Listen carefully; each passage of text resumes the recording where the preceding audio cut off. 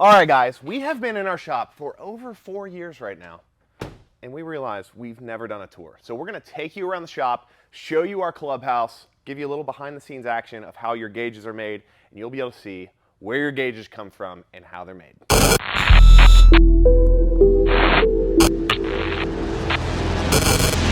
All right, we're starting back in our small workshop area. Now you've seen us do a lot of builds back in here. We've got a couple little tire machines, a balancer, and a changer. We've got just our different banners from all the companies we work with hanging all around here. But it's kind of small. This was like our first studio area. So I think it was our ESVA promo video. You can see me standing stiff as a board right here, like real nervous, trying to read a script. People want to get into the system. I can't even freaking do it. All right. But we got a toolbox, we got some tools, roll cart, we got lots of little shop supplies over here. Jacks, jack stands, all that stuff, because we don't have like a full-fledged shop here, but we do a lot of maintenance and build our own little cars here. Got the big turbo Golf R here, sitting on the lift, where it is spending a lot of time currently, but it's getting pulled together. Been driving it now for a while. It's doing great. Love those wheels from Koenig. We got Solo Work suspension. Euro tuning, working on that with us. We've had a lot of fun with it. It's still got a lot of ways to go, but it's a lot of fun. Back here, we've actually got a little paint booth. So some of our newer brackets for our gauges, and then some of our like lower quantity ones, we actually paint them instead of getting them anodized. That happens right here. There's a little box fan in here with filters, pulls all the air, gets it to downdraft, kind of keeps the fumes and paint to a minimum. And if we come through here, we'll actually come into our showroom, which you've probably seen a lot of action from in here as well. We've got some cool stuff going on in here. Got a big projector screen up on the wall. It's cool to have events. We've watched a couple races here with our friends. We've got our tire rack with all our extra wheels and tires. This is a cool little car. This is our buddy Derek's E30. I'll throw his channel down somewhere on the screen here. But this, it looks like basically a stock E30 until you open the hood. It's got a full Ecotech swap out of a 2009 Pontiac Solstice GXP. So it's going to be your 2-liter turbo with a 6-speed manual trans. Peppy little car. I think it makes somewhere between 300 and 350 horsepower, but he says it's his best driver, but he's all about the BMW swaps. He's also got an LS swapped 1 Series. That's really cool.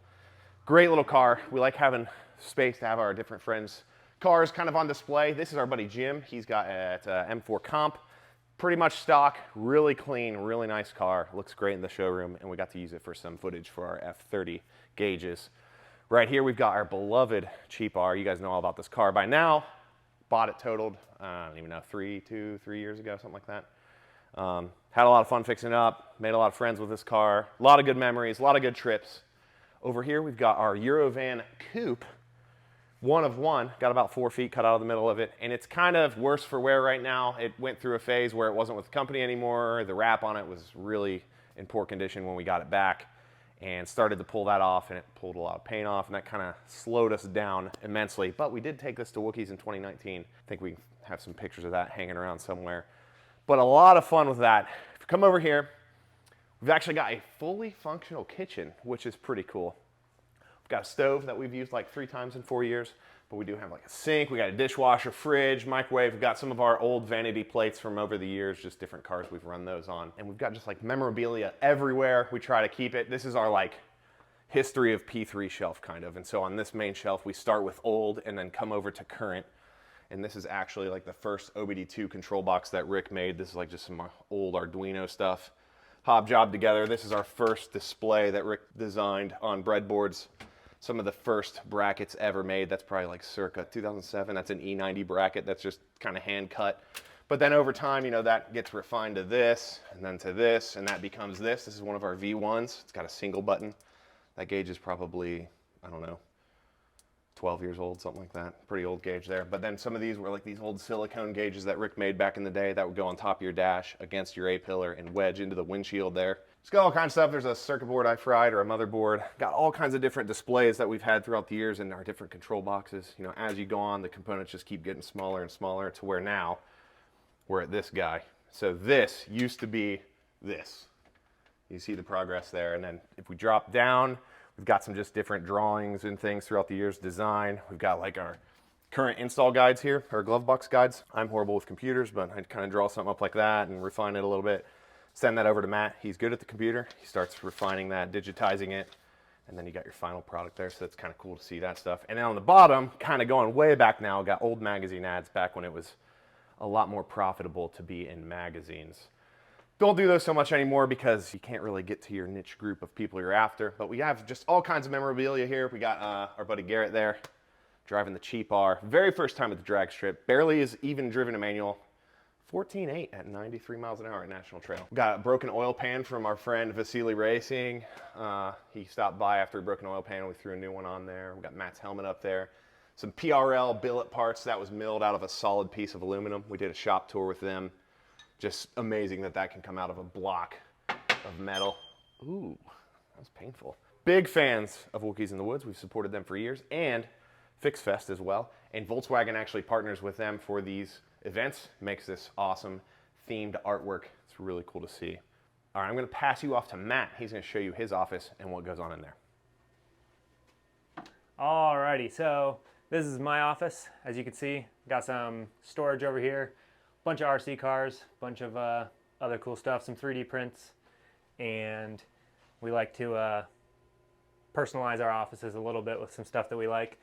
Coming through here, take all our product pictures in this little trusty little light box.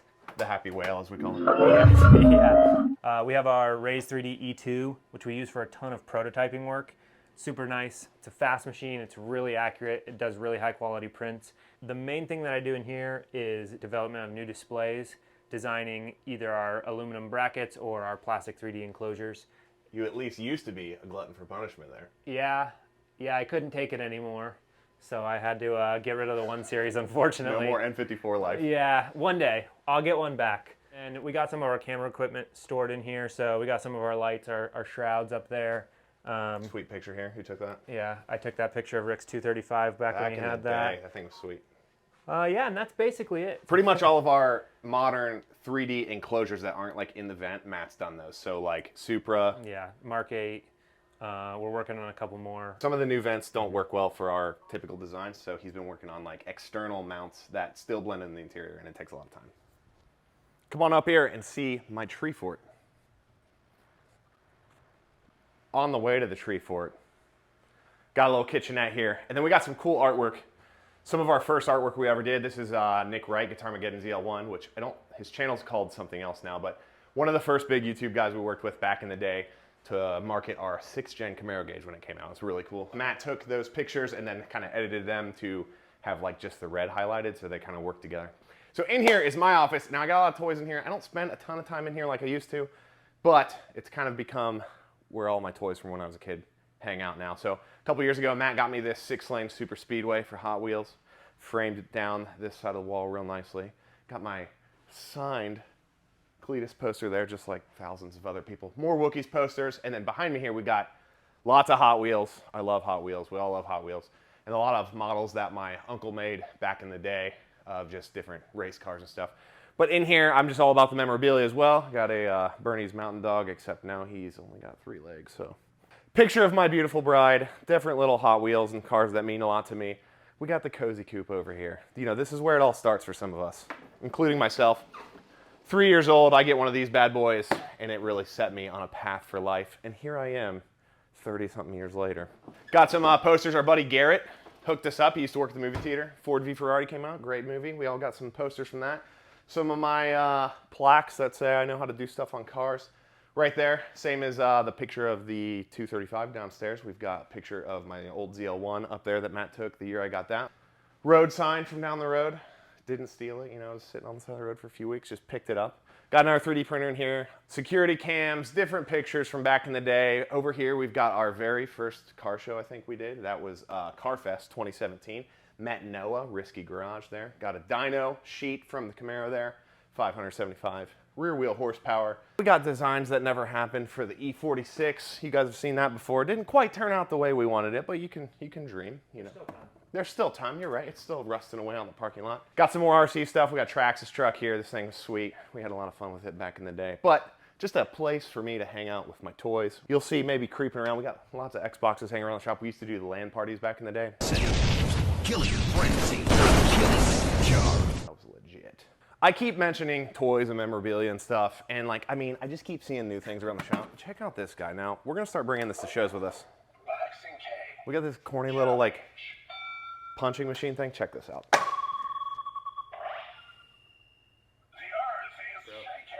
Wait, 917? Bro.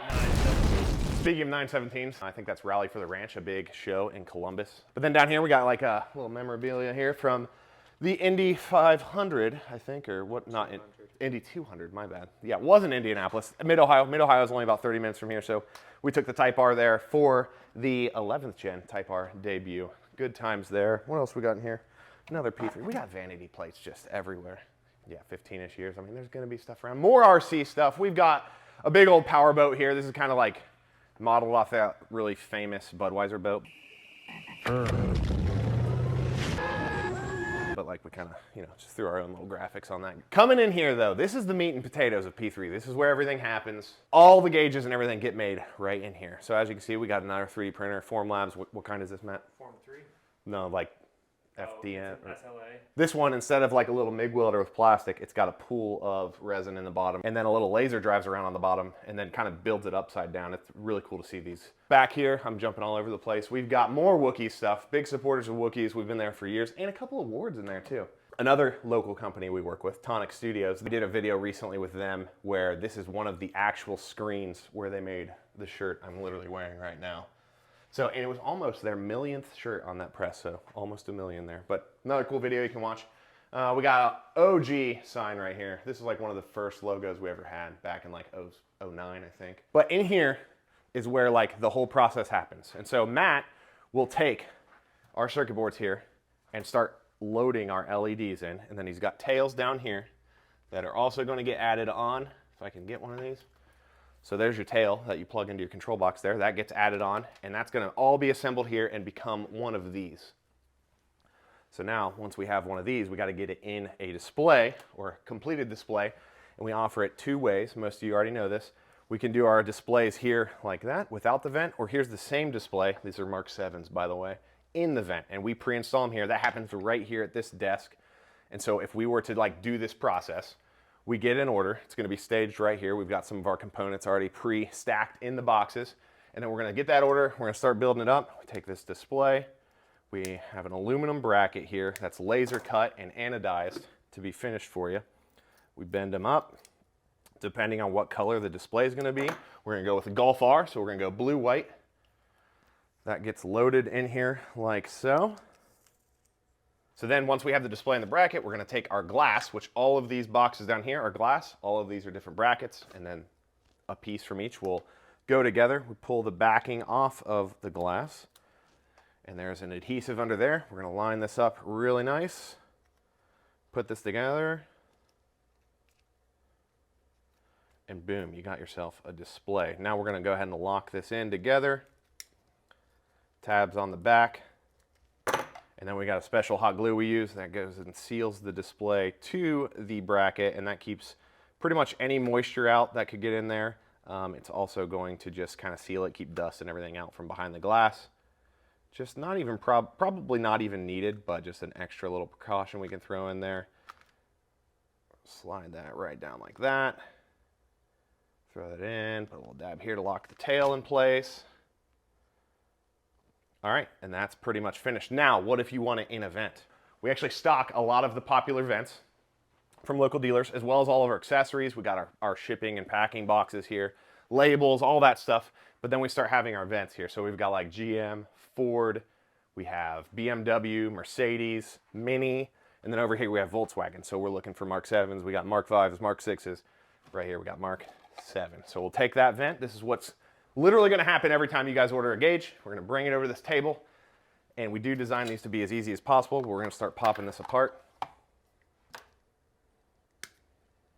Just take the top two slats out. My little box is gone. Then we're going to take this display we just put together, and it's going to sit right in place of there. Don't be afraid to just get up in my business. Just come on over here. Get some close-ups of this going together. So as you can see, that just takes the place of those pegs. We didn't really have to destroy anything to do that. We're going to open up our vent, run that cable right through the left side, all the way out the back, pull the slack through, and we're going to make sure that fork gets lined up with our vertical slats in the back. Snap that in to place. Shut that flap in the back. And then I like to do a nice little finishing touch for you guys when I do these. Completely optional. You don't have to do this, but we're going to go ahead and snip this on the back side to give you a little relief for your cable to run out. We're going to cut the foam. Run the tail under the foam so it's got a nice clean install. And then tuck that in there, and we're going to put a little dab of glue. A little dab will do ya. Or a little dab of do ya, as my dad would say. He's hilarious. He's got all those dad jokes. Little dab right there to finish that. And boom, there is our completed gauge. So now this is going to get wrapped up. We'll wrap it up in foam, toss it in a box.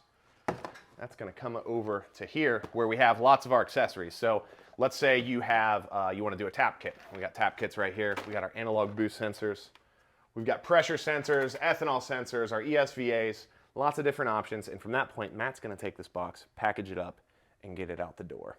So starting out, every gauge that we ship gets a control box. So this is going to be a V3 gauge, so it's going to get a V3 control box. So these get tested and then put in the box. And then once that is done and we double check that all the accessories are present, we'll come down here, we'll get ourselves some bubble wrap, and then we will take the gauge out of the box, take everything out. We have our checklist here to make sure that everything that goes in the box is there. So here's all of our main components, and then here are several of our popular options so we can make sure everything's there. We'll double check this against the invoice when we repackage it. So we will put everything in the box here, package it all up, tuck everything in nicely.